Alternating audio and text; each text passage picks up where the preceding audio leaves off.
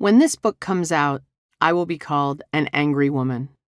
The one thing, against all reason, women in this country are least allowed to be. It is hard to imagine how any thinking woman who witnesses the deep hypocrisy of the policies that affect half the citizenry and their dependents could possibly be anything but. A thinking woman sleeps with monsters, Adrienne Rich said, in one of the more formative poems of my life.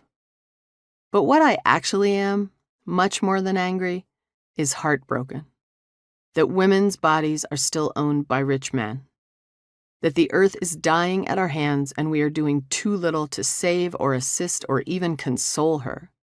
And that many of those who wish not to contribute to the teeming masses who are consuming every last resource at lightning speed will now be forced, by those same rich men, to give birth to more consumers. I am also heartbroken not to be valued as a contributing citizen, as a deep and complex thinker, as someone who might contribute in a meaningful way to society other than by overpopulating the already overpopulated.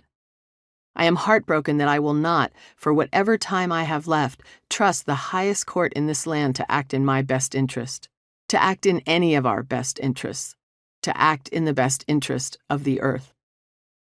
I am heartbroken that I live in a country where many in leadership are bought by corporate interests.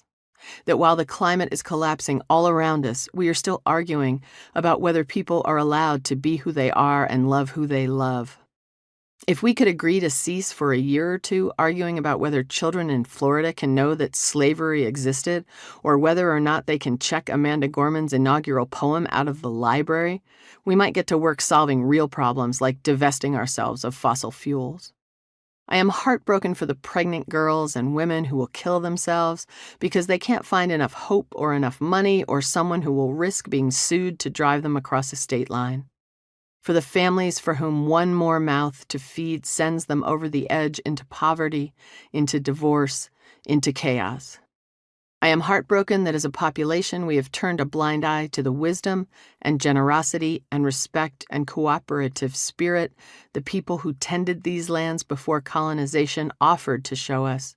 That as settlers we became slaves to abstractions like money and progress and power when we ought to have revered mountain and forest, ocean and sky.